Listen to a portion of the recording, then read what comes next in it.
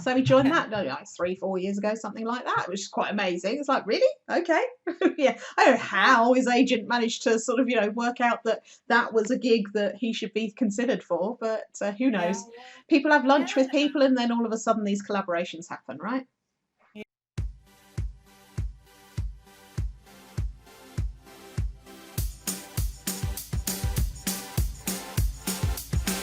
This is Trainer Talk, the podcast, brought to you by Sharon Gaskin of the Trainers Training Company and me, Jeanette Tessier of the Get That Gang.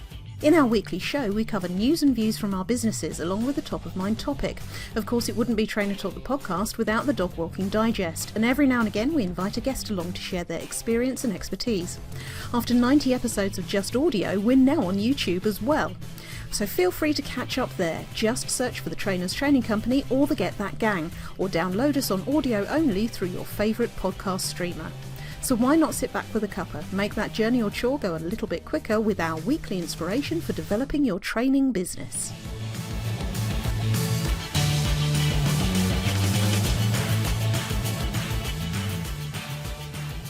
Welcome. This is Trainer Talk, the podcast, and we're at episode number 111. Treble ones. For people who like numerology, that's an important number, but for the rest of us, it's just 111. Sharon, how are you? How are you doing? How was your week? How was your weekend? Tell us everything. I'm good, thank you. My week was good. Been watching a bit of football, bizarrely. You get drawn into it, don't you? Mm-hmm. Because of course I've realised that I now have dual nationality. You just decided that, right? Yeah? I decided it, yes. Okay. I decided it, yeah, exactly. My son is not very impressed by this latest development because I've been messaging him and going, it's a great match on Friday, on whenever it was. Last week when they were playing Turkey. Oh, it was amazing. It's great. They won.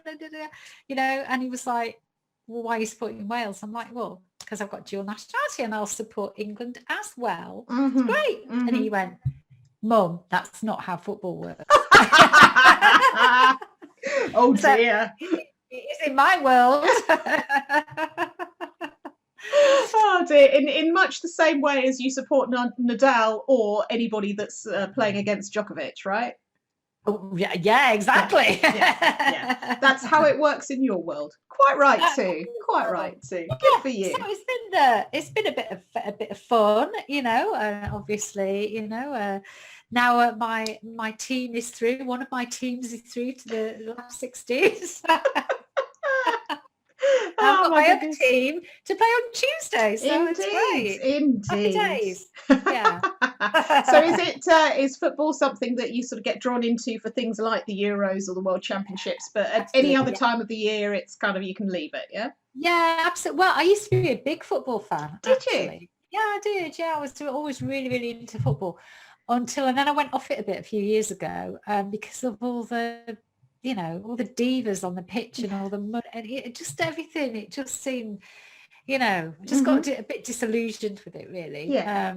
So I don't really take much notice of, the premiership and stuff like that. But, but something like the Euros, you find yourself getting strangely sort of drawn into it when you sit down and realising you're watching, France against Hungary. To a certain extent, though, you don't get a lot of choice because it is, it's on every single day at the moment. Yeah. Although I have to say, one of the revelations for me, and I'm sure lots of people have known this for a long time, is Peter Crouch as a presenter, a TV presenter. Oh, God, have you seen his show? He's really good, much better than I thought he would be. It's just like, get an ex-footballer to do whatever.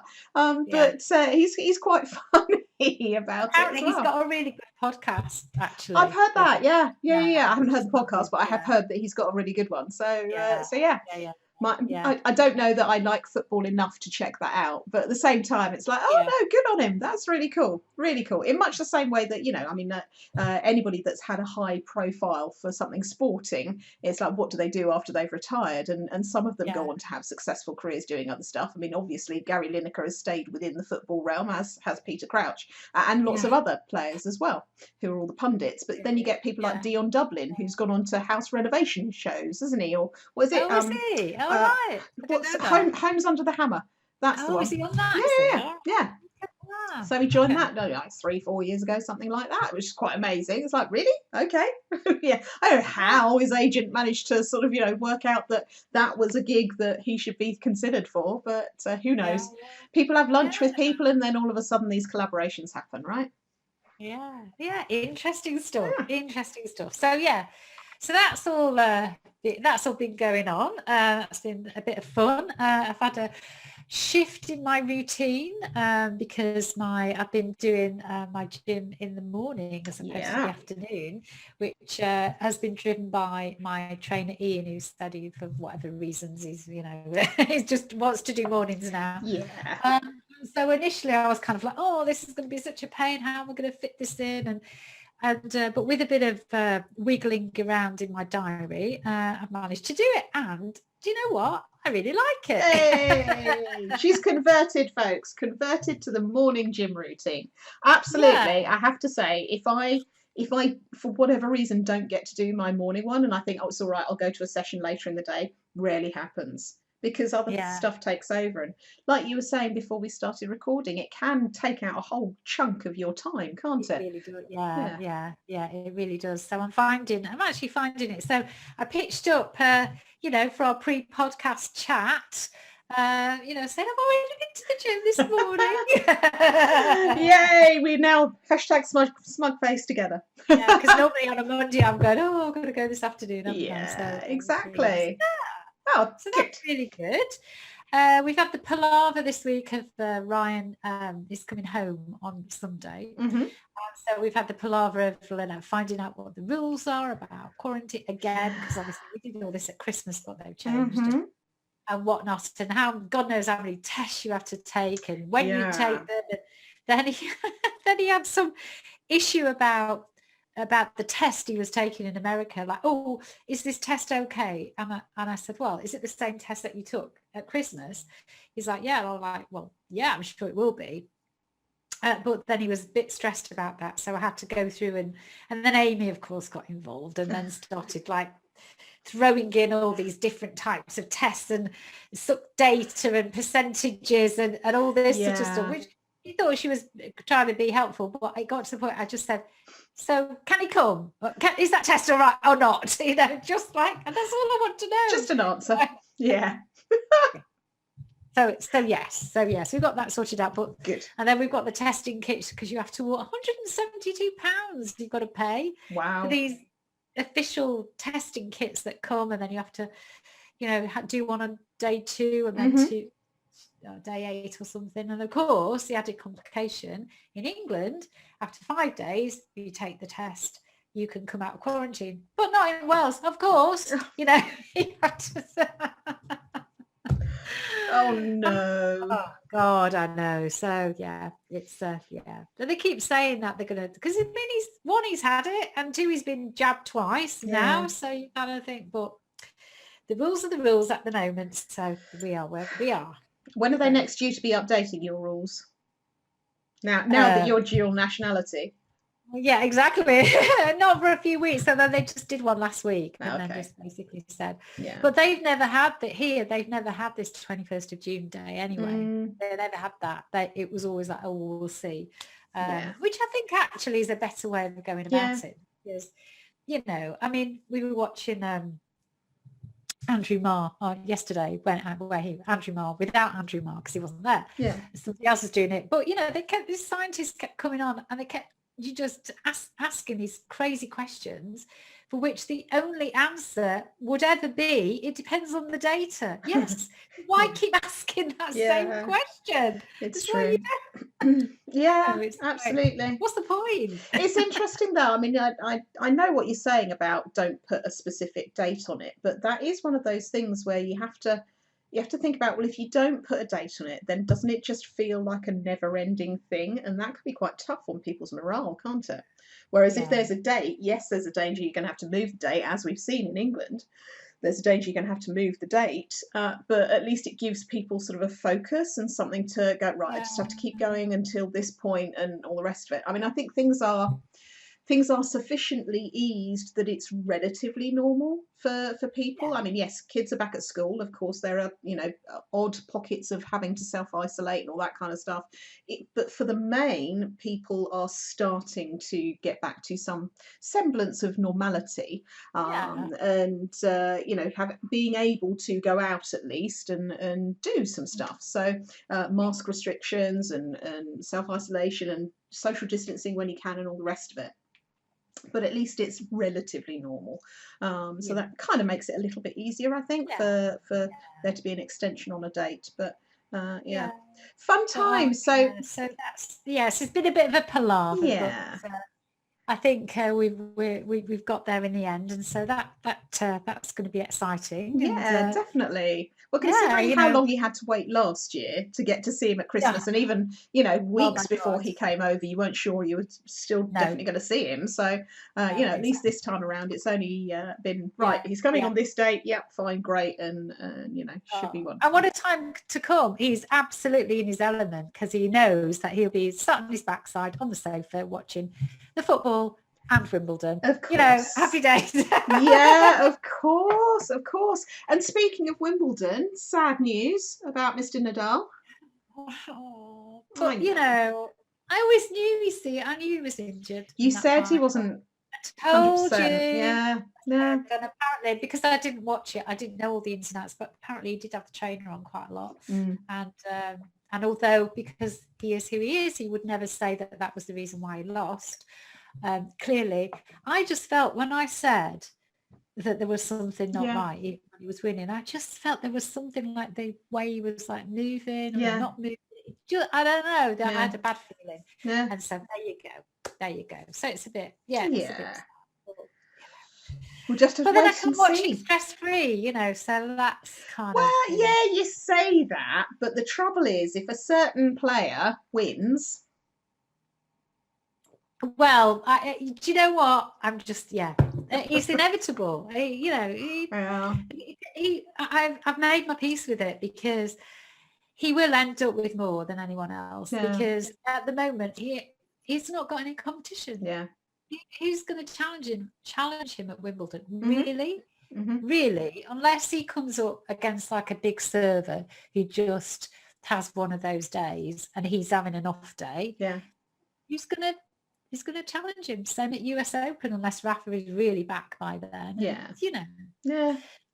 Oh, well, let's not end on that note. What else happened last week? I've just made my peace with it. But anyway, so on the subject segueing into this nicely, on the subject of making my peace with things.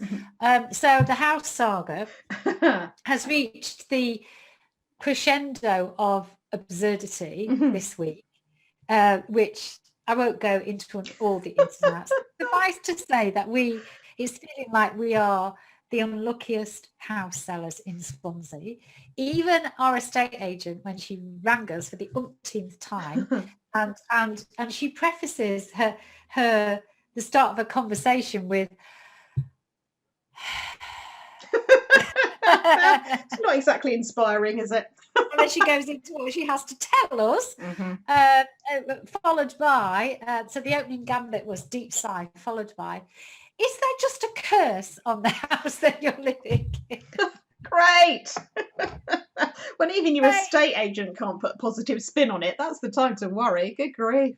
So it's all feeling like so basically where I am with it, I'd got to, you see, those of you who know me and who listen to the podcast and all the rest of it, you know that I am a action taker and I like to change things, and I don't like being in a situation where I'm not in control of any of it, because when I'm in, I like to be able to say, okay, I don't like this, therefore I'll do that, I'll do something. Exactly.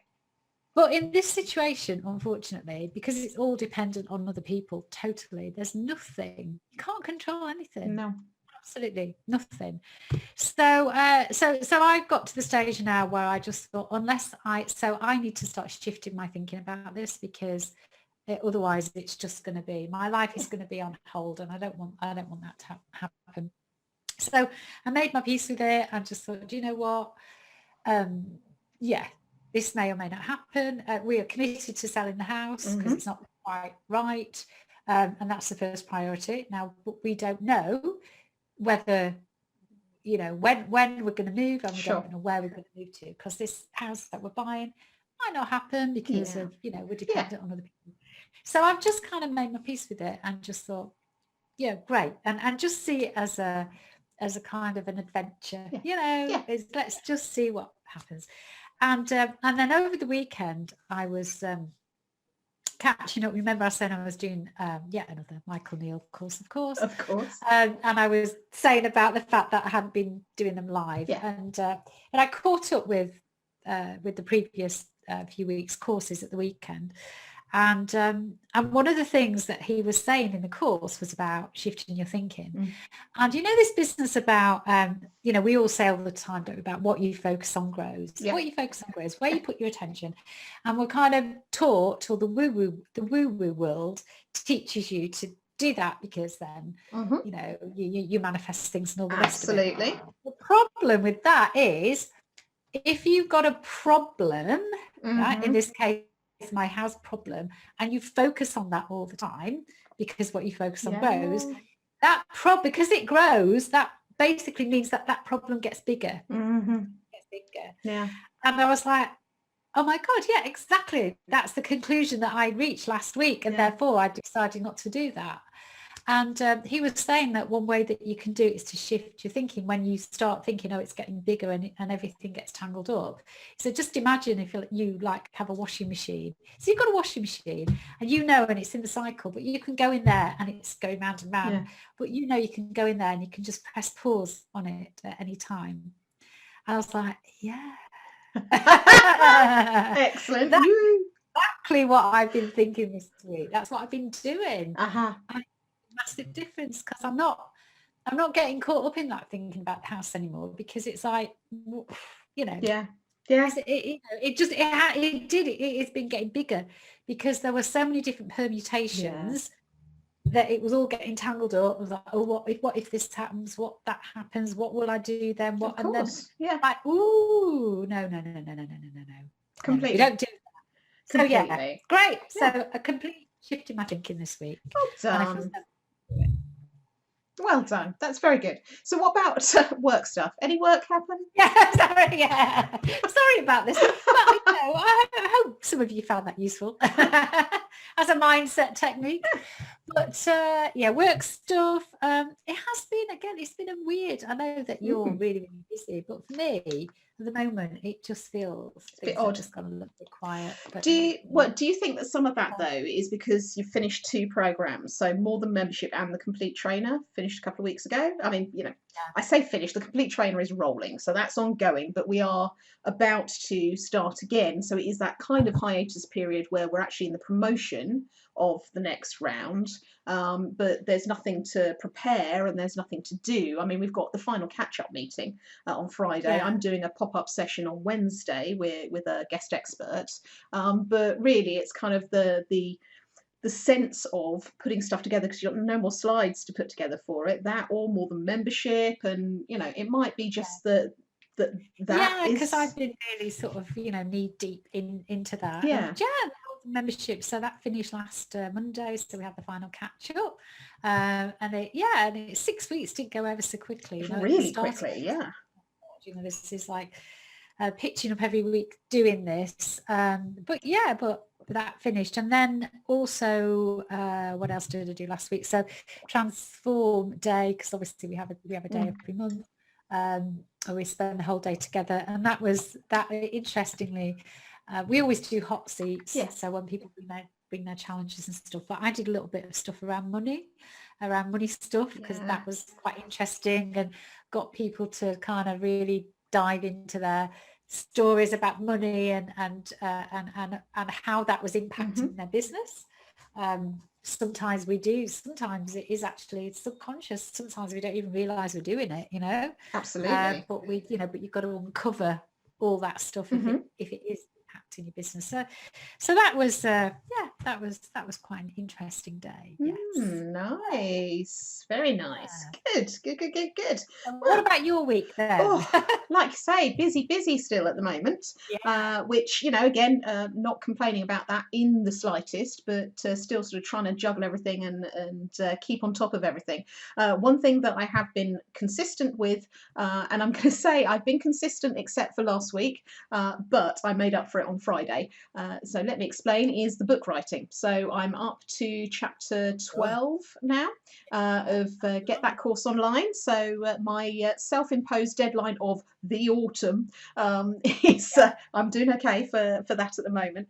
But for those of you that haven't listened to the recent episodes of the podcast, effectively I have tagged on a half hour every weekday to my lunch, which is an hour for half an hour for dog walk, half an hour for eating, which invariably turns out to be 3/4 of an hour for dog walking and 1/4 of an hour for eating, and then half an hour to do book writing, which has been working really, really well for me. But for various reasons, last week I had to miss a couple of sessions.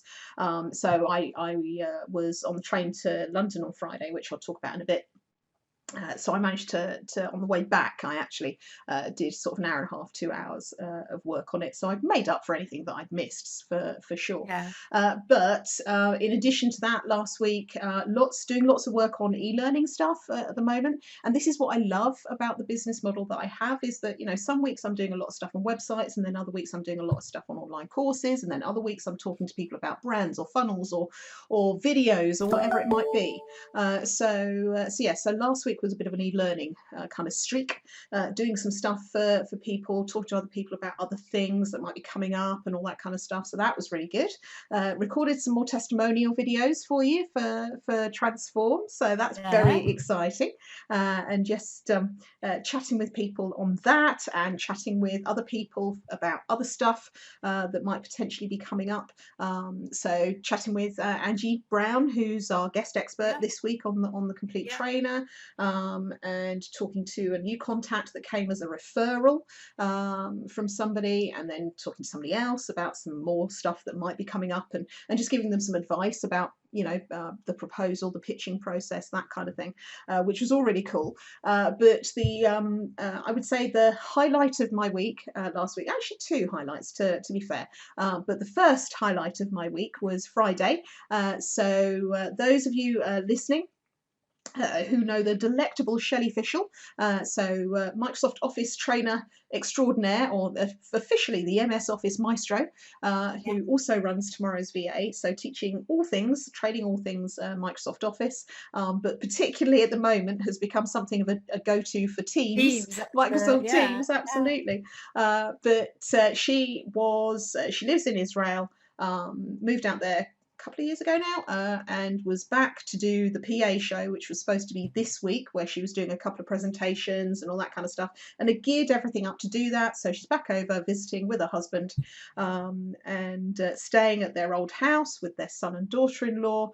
So when we knew the date she was coming over, I said, oh brilliant, I'll come up to London, we'll go to lunch, or whatever. And it just, long story short, it ended up that I went up to London and ended up going to their house, or their son's house, which was their house, because that was just the easiest thing to do. But it was lovely to go up and to sit down and just have a bit of a chin wag, and we talked a little bit of work stuff, because we're both trainers, but we're also people that work together and collaborate on things, and I do some stuff for Shelley, and she's part of my Get That gang. So it's it was lovely to catch up in that respect, and we did a quick video into the group live in the afternoon, which was lovely, and funnily enough has sparked what will be our top of mind this morning, won't it?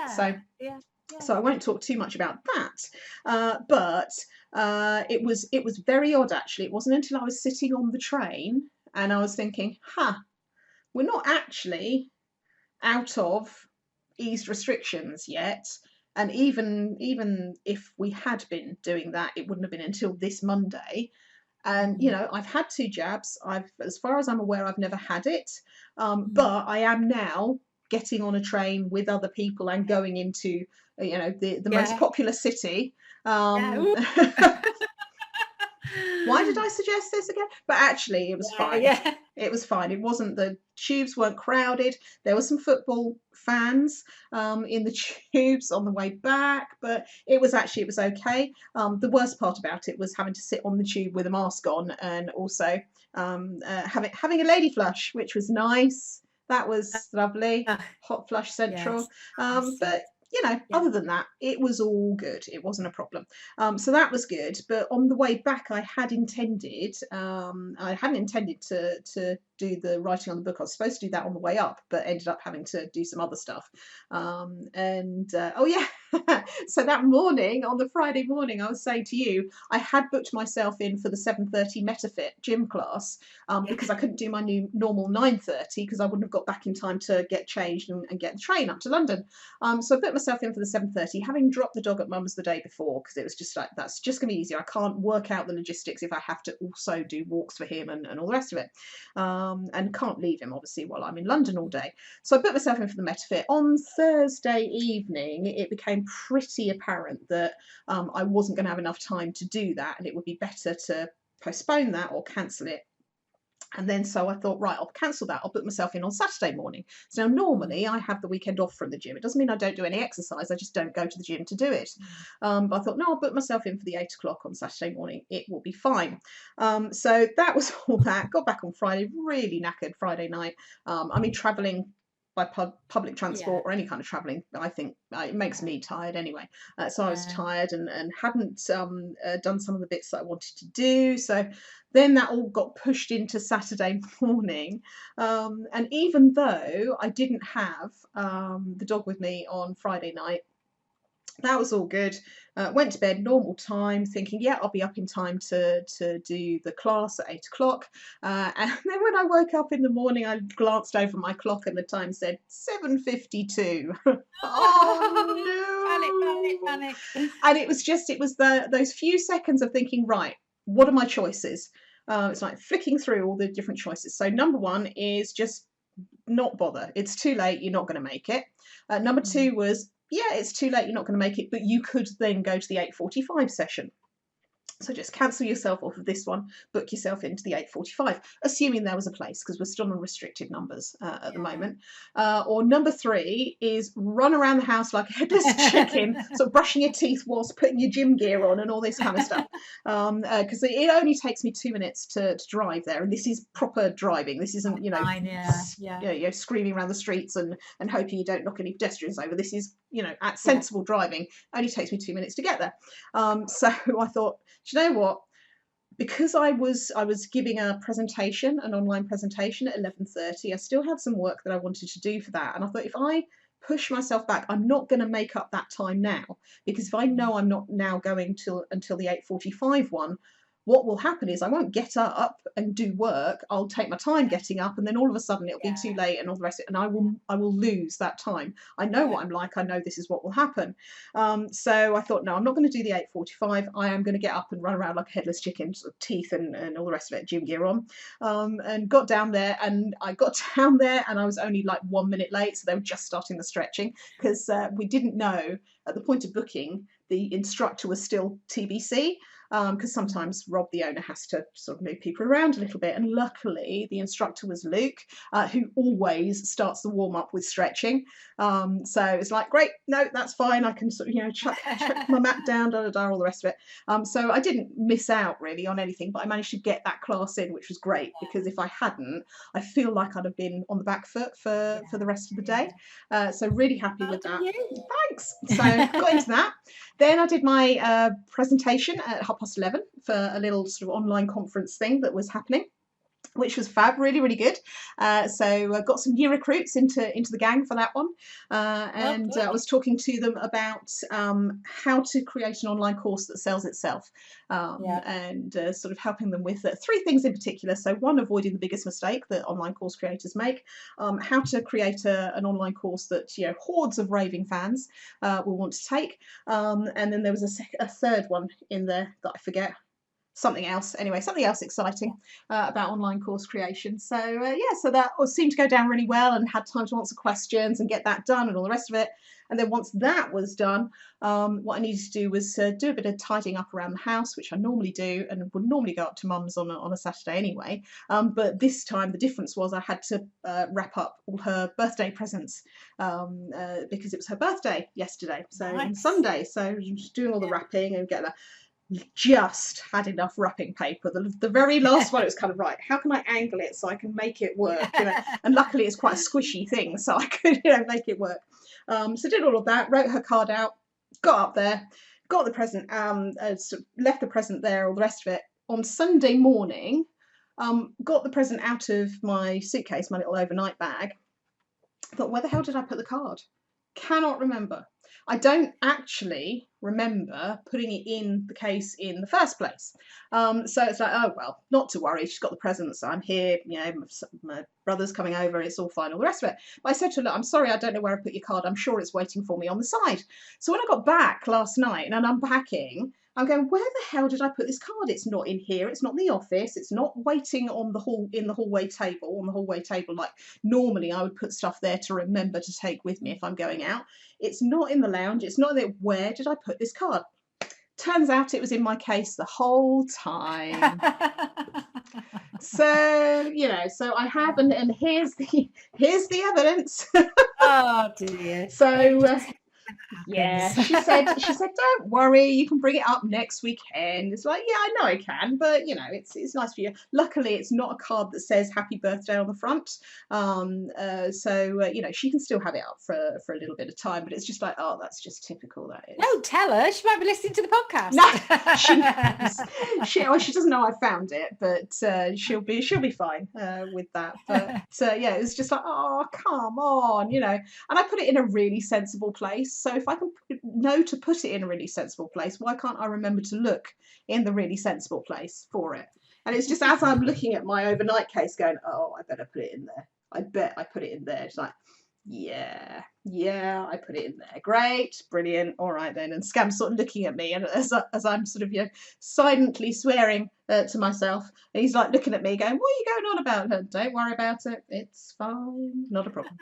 And that brings us neatly around to today. So shall we talk about our top of mind topic? Yes? Yes.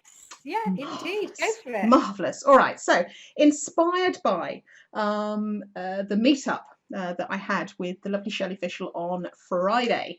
One of the things that when we did our live into my Get That Gang group, we talked about the importance of working with people that you respect. And also it's even better if you work with people that you actually like, because it makes life so much easier, doesn't it? Don't you think? Yeah. I mean, I'm sure we've all had clients where you just think, I would not go for a beer with you if we were, out of this context. I don't think I'd actually enjoy sitting down and having a conversation with you. We've all had to work with people like that, I would guess. Do you agree? Or have you always worked with people that you've liked? I would say pretty much, certainly in my corporate days when you're running training courses and you don't know who's going to turn up. We've all had that, haven't we? The difficult delegates, the cardboard cutouts, the people who are just kind of like determined that they're just going to sit there and not say anything or not participate or just argue with everything that you say. And, they've just decided for whatever reason that, in fact, I remember years and years ago, this is a long time ago, my first ever training course that I did on my own. Because remember, I was just flung into this sort of situation by this other person who'd said, oh, I'm going to go off traveling around the world, and my boss, oh, do you want to start running training courses, Sharon? Oh, yeah, go on then, I'll give it a go. Sure. In my 20-something self, I think it must have only been about 22 or something like that. Anyway, but I remember the first time doing it, and it was some kind of sales thing. I had all these sales people and these sales guys on the course. They were all guys, blokes, and the rest of it.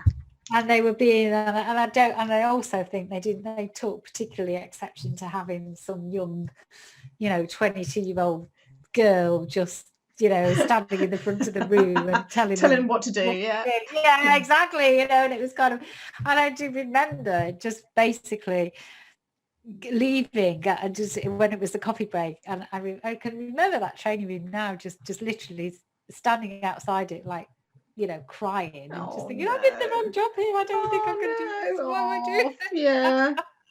Because these horrible people, we've all been there.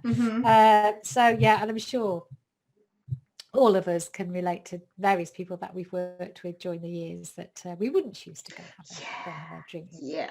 But certainly in my own business, I'm definitely a lot more, particularly as the business has grown and developed, and I've got more confident about who I kind of want to work with and who I don't really have that anymore. I mean, we think about it, all the people in the train talk community, I always say your vibe attracts your tribe. Yeah. And that's exactly what we've got in the community. I mean, they're all like really nice people that you want to hang around with, aren't they? Yeah, it's true. I think you're absolutely right with the train talk communities, especially when we hold the.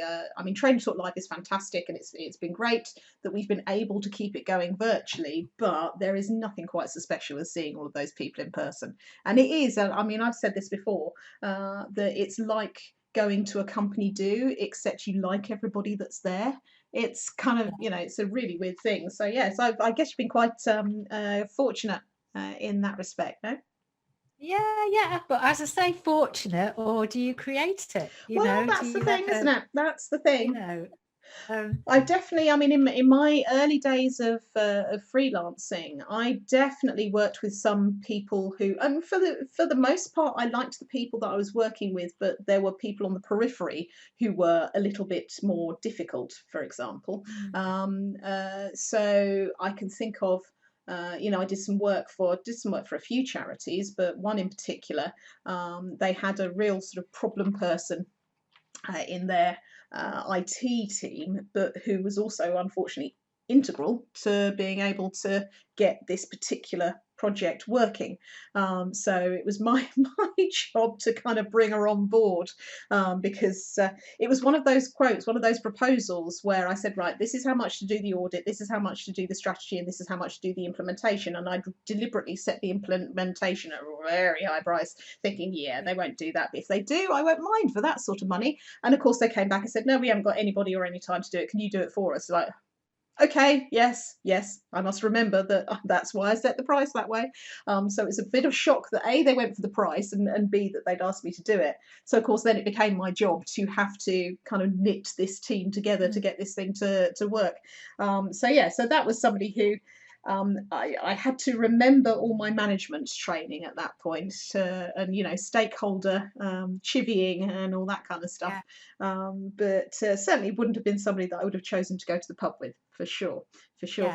But I do think there is something really lovely when you have your own business and when you are confident about yourself and your services and what you can do and the sort of people who you like working with. And I think that's a key thing as well, is understanding who the right people are for you, and not expecting to be able to work with everybody, and not expecting to, I mean, we're going to say it, it's the old N word, it's niching again. It's understanding who your audience is, and understanding that if you say everybody, then you're going to appeal to nobody.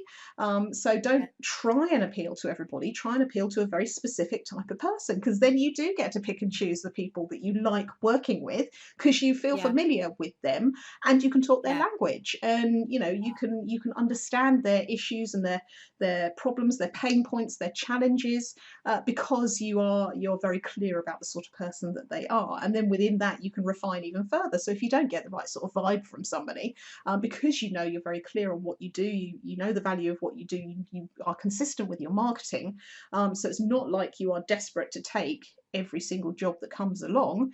You can then afford to be a little bit more picky and choosy. So if you're not getting the right vibe from somebody, and I've done this, you can kind of make the right noises, but at the same time not be overly encouraging, and you can price yourself out of a job as well, for sure. For sure you can. And you know, and it's like anything, if you are going to take the tactic of pricing yourself out of a job, then just make sure that whatever price you say, you're not going to resent doing it if they then turn around and go, yes, of course I'll pay that, that's fine. So, you know, pricing yourself out of a job means proper pricing yourself out of a job. But the point of all of this is that, you know, you've got to have, I think, respect for the people that you're working with, so that, you know, you do maintain that feeling of wanting to do a good job with them. And then sometimes that turns into friendship. So, I mean, you know, you just have to look at our working history, so to speak. And how that's kind of developed and grown. So it always makes me giggle a little bit when we talk about, you know, oh well, you and Sharon. It's like, yeah, but we have several different sort of hats that we put on with each other. So I am a paid up member of the Trainer Talk community. I was a Trainer Talk ambassador, which was a different rate and different things and different responsibilities that had the mastermind stuff. I am a Trainer Talk local leader.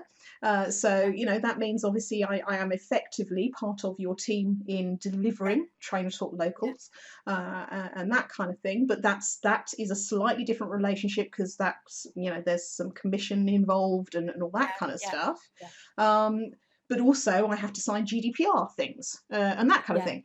And then we've got the other relationship, which is, you know, I do work for you. So you are a client of mine insofar as the websites and getting some of that to work. But then we're also business partners in other things like programs like The Complete Trainer. And that started with Future Fit last year.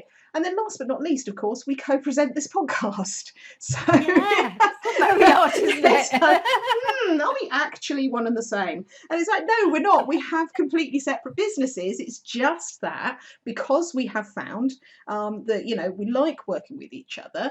We have mutually synergistic directions that we're going in. I didn't mean to use such a big word there. I'm very sorry, Tony, but it was the only one my brain was giving me at that point. You know, we are going kind of in the same direction with what we're doing. We share a lot of the same values and the same outlook in what we're doing. So, you know, it's inevitable, I think, that we end up liking each other and being friends on top of everything else that's going on, which is why even when we had our hiatus from the podcast in July last year, after August, normally we'd have started the podcast again. We didn't, but we still carried on chatting every Monday morning. So, you know, which is kind of why we brought it back, because it's like, well, if we're going to chat anyway, we might just as well record it for people. But it's one of those things where, you know, that makes it incredibly enjoyable to do the work, because there's this kind of mutual respect, mutual in there. You know, it's a good working relationship, and that can be developed with other people. So I've done collaborations with other mainly Trainer Talk community members, and that's great, because, you know, you've already got that common connection, and you can establish friendships. So again, I went to see Shelley on Friday. Christine Morrison, who is another person who I know is in the community and listens to the podcast, she came down a few weeks ago to do some filming for some e-learning that I'm helping her with. And, you know, I've talked to other people. I won't name names because nothing's in stone at the moment, but I have collaborated on a project with Inga Woodstra. So it's, you know, it's great when you can work on those things and work with people that you respect and you like as well, and you can have a conversation with them. But I think we were talking before, when we do anything to add on that before we sort of no, that's fine, move on. There is a kind of is it a flip side? I don't think it's a flip side, but I think it is one of those things that people don't necessarily consider when they start to think of somebody as a friend rather than a client. And that's this idea of, okay, if they are a client of yours and you need a conversation which is basically along the lines of, you can have that, but you can't have that because it will cost more, or you can have that, but it will cost more, or it'll be this much, or my rates are going up, or whatever it might be. If someone is just a client, that's one relationship. But if they're a friend, then I know that a lot of people have kind of, they feel a bit different and a bit funny about having that kind of conversation with a friend. So I think that's the point at which people can get into a little bit of difficulty, because they aren't able to compartmentalize the different relationships. Exactly. So I mean, I always remember working in corporate. I was at one point, well, at several points actually, I was managing people that I was also friends with, but I didn't find it that difficult to compartmentalize, to put into boxes the different types of relationships. And luckily, as far as I'm aware, they've never told me otherwise, the people that I was working with were the same. They understood if I was having a conversation with them as their manager, or if I was having a conversation with them as a friend. And normally it was, if we go out to lunch, we're going out to lunch as friends. If we're having a conversation in the office, it's a conversation between a manager and unless we're talking about what we're going to do at lunch or about what we're going to do at the weekend. It's but I think that can be something that can be a bit tricky for people. So have we got any top tips that we can give people as to how to approach that sort of conversation? Well, what was going through my mind as you were saying that was to just sort of be, just be really upfront and honest, and just open the conversation with this, right? Okay, now with this, now we're still friends, we're still going to friends, but what we're going to talk about now is a bit conversation. Yeah. So it's like, and just put it on that footing. So almost like you are doing the compartmentalizing for them, right? The conversation. Yeah. And just sort of make it clear, because it doesn't really, or it shouldn't really have anything to do with it. Although I know it is very difficult, and we do let our emotions, get the better of us. And I would, I find this difficult. I have found this difficult because you kind of feel, well, does that mean that if I say this, then they're going to be upset, and then it will damage the friendship. Now, I shouldn't be doing that because I'm not a very nice person, and all this sort of thing. But by just putting it into context and just sort of saying, this has nothing to do with our our friendship, that will continue. We're still, we're still going to be friends, but I just want to have a business conversation with you. Yeah, that's a really good idea. A really good idea is making sure that you frame the conversation that you're about to have. Yeah, that'll do. Or about to happen. Anyway, I'm making up words today. It's great. But yeah, I think you're absolutely right. Framing it so that everybody's on the same page about what sort of conversation you're about to have can be really important. I also think there's an element of responsibility on both sides. So if you are the client in that scenario, and I'm very lucky, you and other people that I consider to be friends and clients are always very upfront about, yes, of course I'm going to pay you for the work that you're doing. Do you know what I mean? It's not it doesn't feel like you're being taken advantage of. But I can have a conversation with any of you and sort of say, I know that I will get back from you. Well, how much is that going to cost? As opposed to, you just keep talking and telling me what you're going to give me, and then I'll force you to bring up the pricing conversation, because I think that's really unfair. And actually, if people do that, then I don't think there is necessarily a friendship there. To be honest, there's not that enough respect there to do that. It's a bit like one of my best friends who I've known for, God, let's think about this, coming up to 30 years. She also is the person that I go to for my sports massages.